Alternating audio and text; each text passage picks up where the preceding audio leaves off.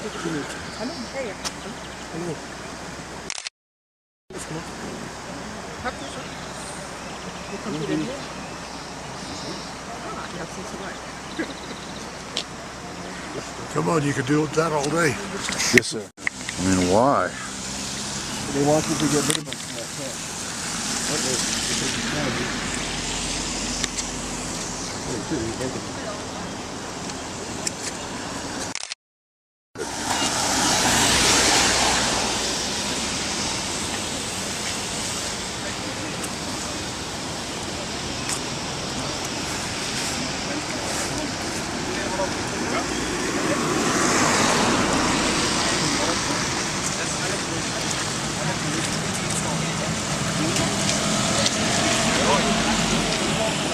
What if they're gonna be messing with the protesters?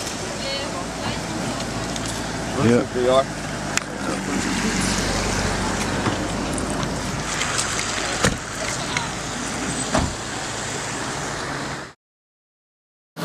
So what have you been up to today then? Just got in actually, just a couple hours ago, documenting everything that's happening here. Nothing much is happening here, but what's unusual that usually doesn't happen is that they don't lock the hotel down until the day of the conference. Now they do it the day before. Yeah. That's why I really wanted to get here from Barcelona the day before to actually get in there and document everything. And as we tried to get in there, we actually got kind of pushed and shoved away by all these security guards. And then just for documenting them, they all came out with a whole bunch of police officers and demanded passports from me and my friend Matt. And then they kept your passport. Yeah, they kept my passport for about 30 minutes, and they put it in yet another database. Probably not the only one.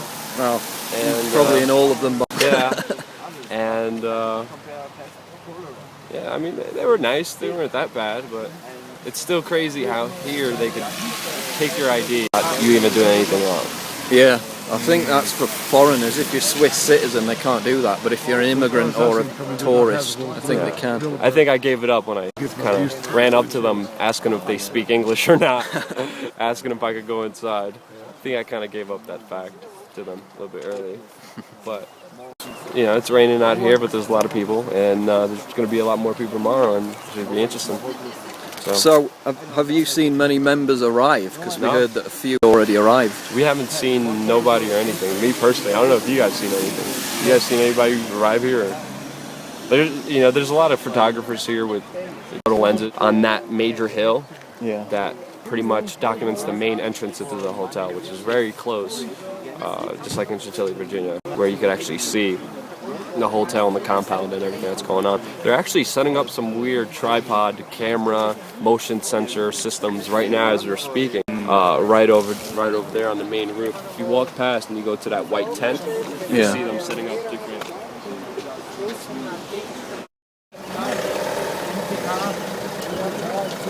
Anybody in there? No, it's empty, I think. Tin.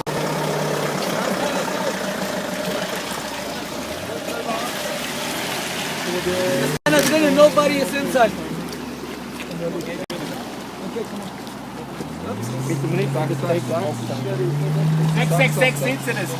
Oh, heftig. 666. Fucking bitches.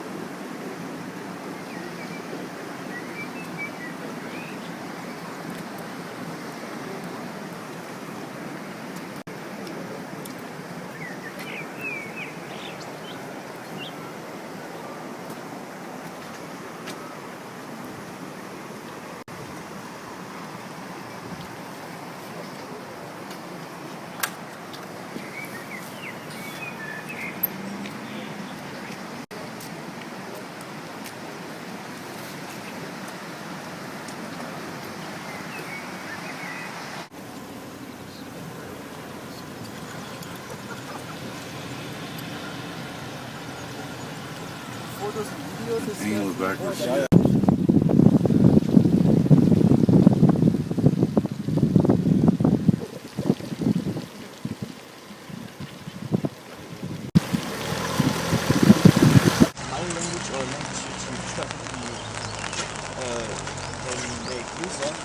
because then we can really make new profits together. You know? One sense the whole. Yeah. Not that far, it's only a 200. It's fine No. if you can have a really good talk about football. All right. It's more important than really good talks about all.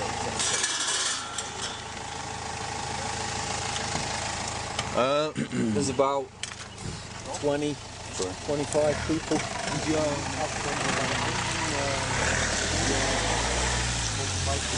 Now, Aaron's doing that right now.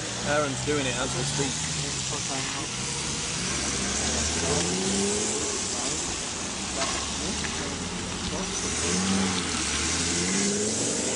I missed them.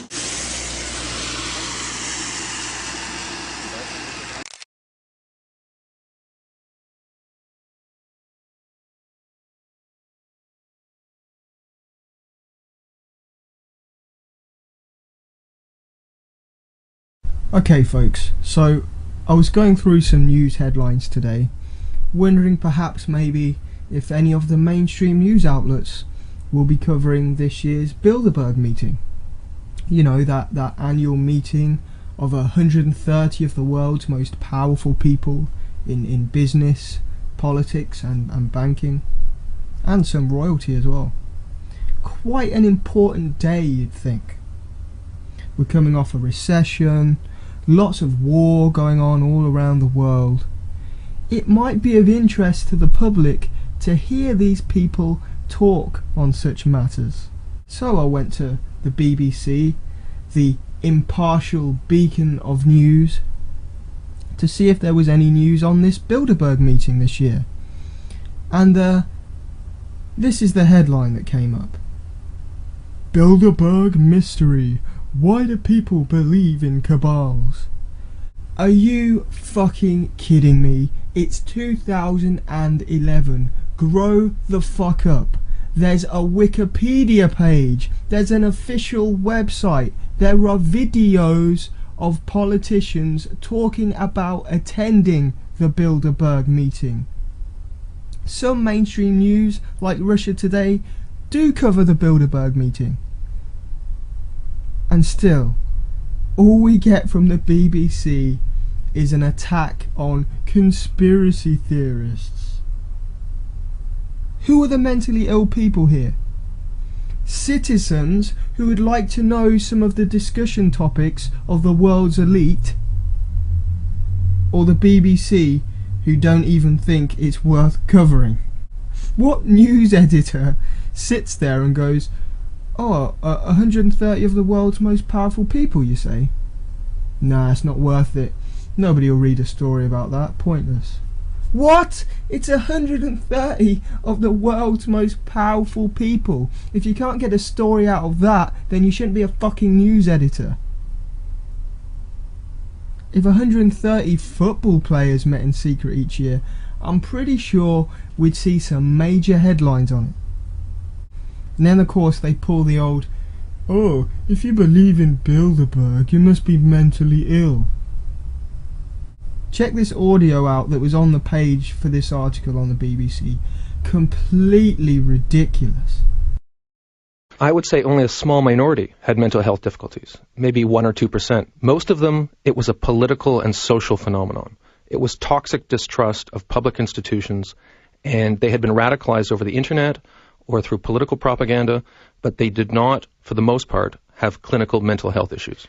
Oh, okay, so only a few of us are actually mentally ill. Most of us were just brainwashed by people on the internet. We didn't look at the facts and come to a reasonable conclusion based on lots of different sources. We're either mentally ill or brainwashed. Glad we got that clear. Let's carry on. You focus a lot of the book on the truthers, the ones who believe that 9/11 didn't happen in the ways commonly described, it was some conspiracy, don't you? Yes, in fact, originally my book was just going to be about 9/11 truth activists. These are the folks who, as you say, believed 9/11 was an inside job by the Bush government. But what I found was that when I interviewed these people, they embraced a whole bunch of other conspiracy theories. And it became clear to me that conspiracism had become a sort of creed for these people. And it wasn't just about 9/11, it was about all of society. Well, give us the psychology of this. What is it in the head that drives otherwise sane people to believe weird and wacky things? Perhaps it's a brain that works and can think for itself. Well, as I say, the universal aspect is distrust. Distrust of government, distrust of media, distrust of organized religion in many cases, distrust of all public institutions in society. Wait, did you just say distrust of media? Maybe that's because instead of covering a meeting of 130 of the world's most powerful people, the BBC decides to get you on to label people that do want to look into this as mentally ill. Perhaps that's why there's distrust of the media, because they're not doing their job.